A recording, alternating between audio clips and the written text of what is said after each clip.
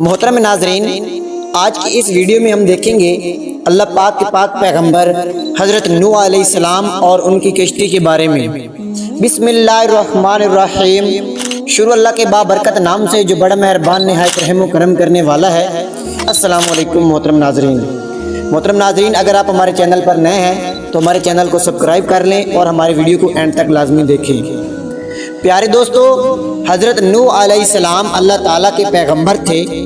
حضرت آدم علیہ السلام کے بعد یہ پہلے نبی ہیں جن کو رسالت کی وحی نازل ہوتی ہے، وہ نبی ہے، اور جس کو جدید شریعت بھی عطا کی گئی ہو وہ رسول ہے۔ صحیح مسلم باب شفاعت میں حضرت ابو ہریرہ سے ایک طویل روایت ہے، آپ نے تقریباً 900 سال تک لوگوں کو اللہ کی طرف بلایا، مگر آپ کی قوم کا جواب یہ تھا کہ آپ بھی ہماری طرح عام آدمی ہیں۔ اگر اللہ کسی کو بطور رسول بھیجتا تو وہ فرشتہ ہوتا، اور اس میں سے صرف 80 لوگوں نے ان کا دین قبول کیا۔ نوح علیہ السلام تمام رسولوں میں سب سے پہلے رسول تھے جنہیں زمین میں مبعوث کیا گیا تھا۔ ان کی بیوی کا نام واحلہ تھا۔ نوح علیہ السلام نے ان کے عذاب کے لیے بد دعا فرمائی، جس کے نتیجے میں ان پر سیلاب کا عذاب نازل ہوا۔ اللہ تعالیٰ نے آپ کی قوم پر عذاب بھیجا اور آپ کو ایک کشتی بنانے اور اس میں اہل ایمان کو اور ہر چرند پرند کے ایک جوڑے کو رکھنے کا کہا۔ تب طوفان کی کشتی میں عذاب آیا اور سب لوگ سوائے ان کے جو نوح کی بنائی ہوئی کشتی میں سوار تھے ہلاک ہو گئے۔ محترم ناظرین، لیکن اس واقعے کی اہم تفصیلات صرف سورۃ اعراف، ہود، مومنون، شعراء، قمر اور سورۃ نوح ہی میں بیان ہوئی ہے۔ ان سے حضرت نوح علیہ السلام اور ان کی قوم کے متعلق جس قوم کی تاریخ بنتی ہے وہی ہمارا موضوع ہے۔ پیارے دوستو، حضرت نوح علیہ السلام کی بعثت سے پہلے تمام قوم خدا کی توحید اور صحیح مذہبی روشنی سے یکسر ناآشنا ہو چکی تھی، اور حقیقی خدا کی جگہ خود ساختہ بتوں نے لے لی تھی۔ غیر اللہ کی پرستش اور اصنام پرستشی ان کا اشعار تھا۔ محترم ناظرین، آخر سنت اللہ کے مطابق ان کی رشد و ہدایت کے لیے بھی انہیں ایک ہادی اور خدا کے سچے رسول نوح علیہ السلام کو مبعوث کیا گیا۔ حضرت نوح علیہ السلام نے اپنی قوم کو راہ حق کی طرف پکارا اور سچے مذہب کی دعوت دی، لیکن قوم نے نہ مانا اور نفرت و حقارت کے ساتھ انکار پر اصرار کیا۔ امراء و رسوائے قوم نے ان کی تکذیب و تحقیر کا کوئی پہلو نہ چھوڑا، اور ان کے پیروں نے انہیں کی تقلید و پیروی کے ثبوت میں ہر قسم کی تذلیل و توہین کے طریقوں کو حضرت نوح علیہ السلام پر آزمایا۔ انہوں نے اس بات پر تعجب کا اظہار کیا جس کو نہ ہم پر دولت و ثروت میں برتری حاصل ہے، اور وہ نہ انسانیت کے رتبے سے بلند و فرشتہ ہیکل ہے، اس کو کیا حق ہے کہ وہ ہمارا پیشوا بنے اور ہم اس کے احکام کی تعمیل کریں۔ وہ غریب اور کمزور افراد قوم کو جب حضرت نوح علیہ السلام کا تابع اور پیرو دیکھتے تو مغرورانہ انداز میں حقارت سے کہتے، ہم ان کی طرح نہیں ہیں کہ تیرے تابع فرمان بن جائیں اور تجھ کو اپنا مقتدیٰ مان لیں۔ وہ سمجھتے تھے کہ یہ کمزور اور پست لوگ نوح علیہ السلام کے اندھے مقلد ہیں، نہ یہ ذی رائے ہیں کہ ہماری طرح اپنی جانچی پرکھی رائے سے کام لیتے، اور نہ ذی شعور ہیں کہ حقیقت حال کو سمجھ لیتے۔ اور اگر وہ حضرت نوح علیہ السلام کی بات کی طرف کبھی توجہ دیتے تو ان سے اصرار کرتے کہ پہلے ان پست اور غریب افراد قوم کو اپنے پاس نکال دے، تب ہم تیری بات سنیں گے، کیونکہ ہم کو ان سے گھن آتی ہے اور ہم اور یہ ایک جگہ نہیں بیٹھ سکتے۔ حضرت نوح علیہ السلام کا ایک ہی جواب دیتے کہ ایسا کبھی نہ ہوگا، کیونکہ یہ اللہ کے مخلص بندے ہیں۔ اگر میں ان کے ساتھ ایسا معاملہ کروں جس کے تم خواہش مند ہو تو خدا کے عذاب سے میرے لیے کوئی جائے پناہ نہیں ہے۔ میں اس کے دردناک عذاب سے ڈرتا ہوں۔ اس کے یہاں اخلاص کی قدر ہے، امیر و غریب کا وہاں کوئی سوال نہیں۔ نیز ارشاد فرماتے کہ میں تمہارے پاس اللہ کی ہدایت کا پیغام لے کر آیا ہوں، نہ میں نے غیب دانی کا دعویٰ کیا اور نہ فرشتہ ہونے کا۔ میں خدا کا برگزیدہ پیغمبر اور رسول ہوں، اور دعوت و ارشاد میرا مقصد و نصب العین ہے۔ اس کو سرمایہ دارانہ بلندی، غیب دانی یا فرشتہ ہیکل ہونے سے کیا واسطہ؟ یہ کمزور و نادار افراد قوم جو خدا پر سچے دل سے ایمان لائے ہیں تمہاری نگاہ میں اس لیے حقیر و ذلیل ہیں کہ وہ تمہاری طرح صاحب و دولت و مال نہیں ہے، اس لیے تمہارے خیال میں یہ نہ خیر حاصل کر سکتے ہیں اور نہ سعادت، کیونکہ یہ دونوں چیزیں دولت و حشمت کے ساتھ ہیں، نہ کہ نقمت و افلاس کے ساتھ۔ محترم ناظرین، سو واضح رہے کہ خدا کی سعادت و خیر کا قانون ظاہری دولت و حشمت کے تابع نہیں ہے، اور نہ ہی اس کے یہاں سعادت و ہدایت کا حصول و ادراک سرمایہ کی رونق کے زیر اثر ہے، بلکہ اس کے برعکس طمانینت نفس، رضائے الہی، غنائے قلب اور اخلاص نیت و عمل پر موقوف ہے۔ حضرت نوح علیہ السلام نے یہ بھی بارہا تنبیہ کی کہ مجھ کو اپنی اس ابلاغ، دعوت و ارسال ہدایت میں نہ تمہارے مال کی خواہش ہے، نہ جاہ و منصب کی، میں اجرت کا طلبگار نہیں ہوں، اس خدمت کا حقیقی اجر و ثواب تو اللہ ہی کے ہاتھ میں ہے اور وہی بہترین قدردان ہے۔ غرض سورۃ ہود حق و تبلیغ کے ان تمام مکالموں، مناظروں اور پیغامات حق کے انہی ارشادات عالیہ کا ایک غیر فانی ذخیرہ ہے۔ محترم ناظرین، ترجمہ: اس پر قوم کے ان سرداروں نے جنہوں نے کفر کی راہ اختیار کی تھی کہا، ہم نے تو تم میں اس کے سوا کوئی بات نہیں دیکھتے کہ ہماری ہی طرح کے آدمی ہو، اور جو لوگ تمہارے پیچھے چلے ہیں ان میں بھی ان لوگوں کے سوا کوئی دکھائی نہیں دیتا جو ہم میں ذلیل و حقیر ہیں، بے سوچے سمجھے تمہارے پیچھے ہو لیے۔ ہم تم لوگوں میں اپنے سے کوئی برتری نہیں پاتے بلکہ سمجھتے ہیں کہ تم جھوٹے ہو۔ نوح نے کہا، اے میری قوم کے لوگوں، تم نے اس بات پر بھی غور کیا کہ اگر میں اپنے پروردگار کی طرف سے ایک دلیل روشن ہوں اور اس نے اپنے حضور سے ایک رحمت مجھے بخش دی ہوئی، یعنی راہ حق دکھا دی ہو، مگر وہ تمہیں دکھائی نہ دے، تو میں اس کے سوا کیا کر سکتا ہوں جو کر رہا ہوں؟ کیا ہم جبراً تمہیں راہ دکھائیں حالانکہ تم اس سے بیزار ہو؟ لوگو، یہ جو کچھ میں کر رہا ہوں اس پر مال و دولت کا تم سے طالب نہیں، میری خدمت کی مزدوری جو کچھ ہے صرف اللہ پر ہے، اور یہ بھی سمجھ لو کہ جو لوگ ایمان لائے وہ تمہاری نظروں میں کتنے ہی ذلیل ہوں، مگر میں ایسا کرنے والا نہیں ہوں کہ اپنے پاس سے انہیں ہنکا دوں۔ انہیں بھی اپنے پروردگار سے ایک دن ملنا ہے اور ہم سب کے اعمال کا حساب لینے والا ہے، لیکن میں تمہیں سمجھاؤں تو کس طرح سمجھاؤں؟ میں دیکھتا ہوں کہ تم ایک جماعت ہو حقیقت سے جاہل۔ اے میری قوم کے لوگوں، مجھے بتاؤ، اگر میں ان لوگوں کو اپنے پاس سے نکال کر باہر کروں اور اللہ کی طرف سے مواخذہ ہو جس کے نزدیک معیار قبولیت ایمان و عمل ہے، نہ تمہاری گھڑی ہو شرافت و ضلالت، تو اللہ کے مقابلے میں کون ہے جو میری مدد کرے گا؟ افسوس ہے تم پر، کیا تم غور نہیں کرتے؟ اور دیکھو، میں تم سے یہ نہیں کہتا کہ میرے پاس اللہ کے خزانے ہیں، نہ یہ کہتا ہوں کہ میں غریب کی باتیں جانتا ہوں، نہ یہ میرا دعویٰ ہے کہ میں فرشتہ ہوں۔ میں یہ بھی نہیں کہتا کہ جن لوگوں کو تم حقارت کی نظر سے دیکھتے ہو اللہ انہیں بھلائی نہیں دے گا جیسا کہ تمہارا اعتقاد ہے۔ اللہ ہی بہتر جانتا ہے جو کچھ ان لوگوں کے دلوں میں ہے۔ اگر میں تمہاری خواہش کے مطابق ایسا کہوں تو جو ہی ایسی بات کہی میں ظالموں سے ہو گیا۔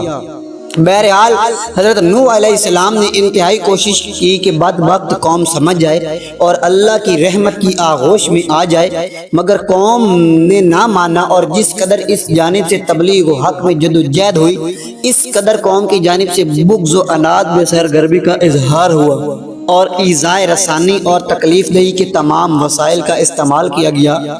اور ان کے بڑوں نے عوام سے صاف صاف کہہ دیا کہ تم کس طرح ود، سوا، یغوت، یعقوب اور نصر جیسے بتوں کی پرستش کو نہ چھوڑو۔ یہی وہ مباحث ہیں جن کو سورۃ نوح میں تفصیل سے بیان کیا گیا ہے اور جو بلا شبہ ہدایت و ضلالت کے مہم مسائل کو آشکارا کرتے ہیں۔ ناظرین، ترجمہ: ہم نے بھیجا نوح کو اس کی قوم کی طرف کے ڈرا اپنی قوم کو اس سے پہلے کہ پہنچے ان پر عذاب دردناک۔ بولا، اے میری قوم، میں تم کو ڈر سناتا ہوں، کھول کر کے بندگی کرو اللہ کی اور اس سے ڈرو، اور میرا کہا مانو تاکہ بخشے وہ تم کو کچھ گناہ تمہارے اور ڈھیل دے تم کو ایک مقرر وعدے تک، اور جو وعدہ کیا ہے اللہ نے جب آ پہنچے گا اس کو ڈھیل نہ ہوگی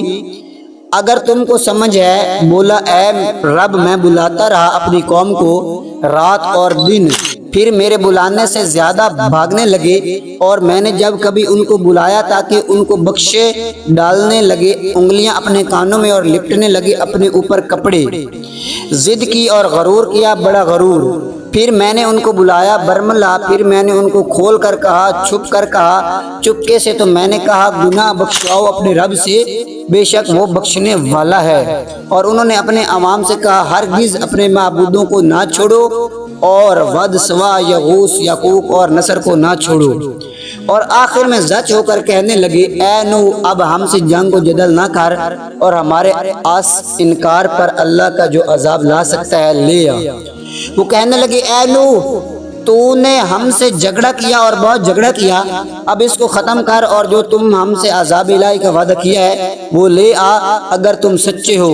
حضرت نوح علیہ السلام نے یہ سن کر ان کو جواب دیا کہ عذاب الہی میرے قبضے میں نہیں، وہ تو اس کے قبضے پہ ہے جس نے مجھ کو رسول بنا کر بھیجا ہے، وہ چاہے گا تو یہ سب کچھ ہو جائے گا۔ نوح نے کہا ضرور اگر اللہ چاہے گا تو اس عذاب کو بھی لے آئے گا اور تم اس کو تھکا دینے والے نہیں ہو۔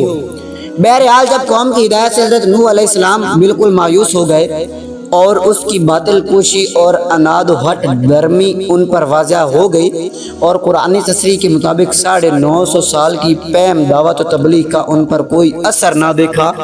اللہ اکبر، تو سخت ملول اور پریشان خاطر ہوئے۔ تب اللہ تعالیٰ نے ان کی تسلی کے لیے فرمایا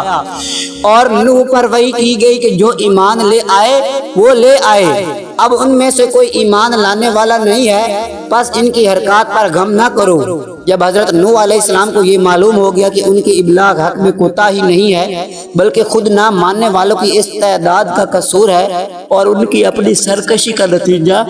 تب ان کے اعمال اور کمینہ حرکات سے متاثر ہو کر اللہ تعالیٰ کی درگاہ میں یہ دعا فرمائی میں نے کسی کو بھی زمین پر باقی نہ چھوڑو، اگر تو ان کو یوں ہی چھوڑ دے گا تو یہ تیرے بندوں کو بھی گمراہ کریں گے اور ان کی نسل بھی انہی کی طرح نافرمان پیدا ہوگی۔ اللہ تعالیٰ نے حضرت نوح علیہ السلام کی دعا قبول فرمائی اور اپنے قانون جزا اعمال کے مطابق سرکشوں کی سرکشی اور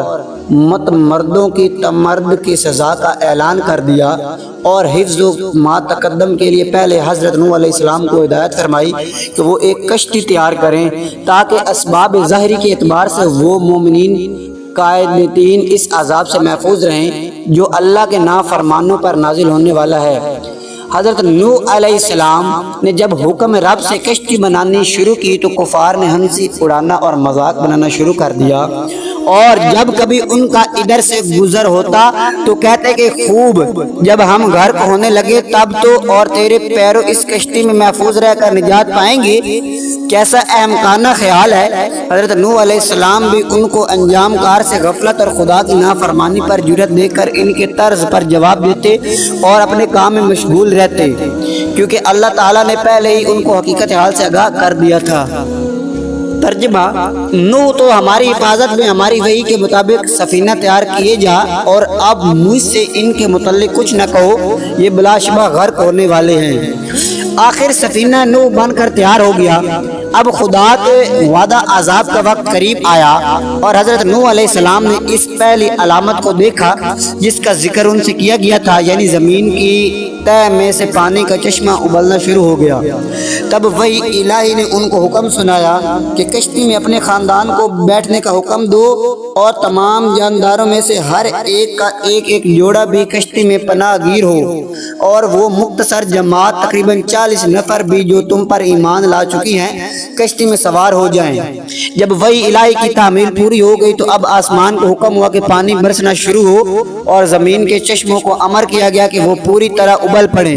خدا کے حکم سے جب یہ سب کچھ ہوتا رہا تو کشتی بھی اس کی حفاظت میں پانی پر ایک مدت تک محفوظ تیرتی رہی تاکہ تمام منکرین و معاندین غرق آب ہو گئے اور اللہ تعالیٰ کے قانون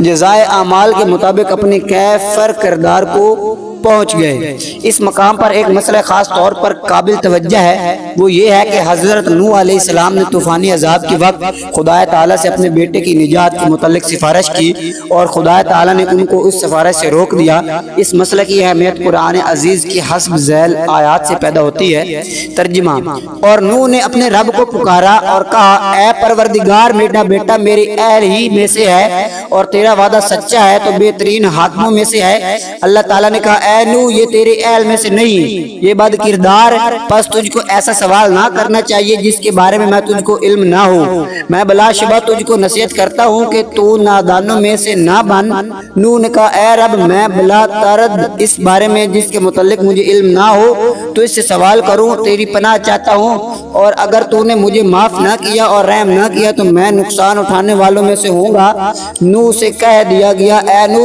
ہماری جانب سے تو اور تیرے ہمراہی ہماری سلامتی اور برکتوں کے ساتھ زمین پر اترو۔ ان آیات سے معلوم ہوتا ہے کہ حضرت نوح علیہ السلام سے اللہ کا وعدہ تھا کہ ان کی اہل کو نجات دے گا، اس لیے حضرت نوح علیہ السلام کی اپنے بیٹے کے لیے دعا مانگی، جس پر رب العالمین کی جانب سے عطاب ہوا کہ تم کو جس شے کا علم نہ ہو اس کے متعلق اس طرز سے سوال کرنے کا حق نہیں ہے۔ اس پر حضرت نوح علیہ السلام نے اپنی غلطی کا اعتراف کیا اور خدا تعالیٰ سے مغفرت اور رحمت طلب کی، اور اس کی جانب سے بھی خواہش کے مطابق جواب ملا۔ تو اب غور و طلب بات یہ تھی کہ حضرت نوح علیہ السلام کا سوال کس وعدے پر مبنی تھا اور آیا وہ وعدہ پورا ہوا یا نہیں، اور حضرت نوح علیہ السلام کو اس وعدے کے سمجھنے میں کسی قسم کی غلط فہمی ہوئی، اور اللہ تعالیٰ کی تنبیہ پر انہوں نے کس طرح اصل حقیقت کو سمجھ لیا۔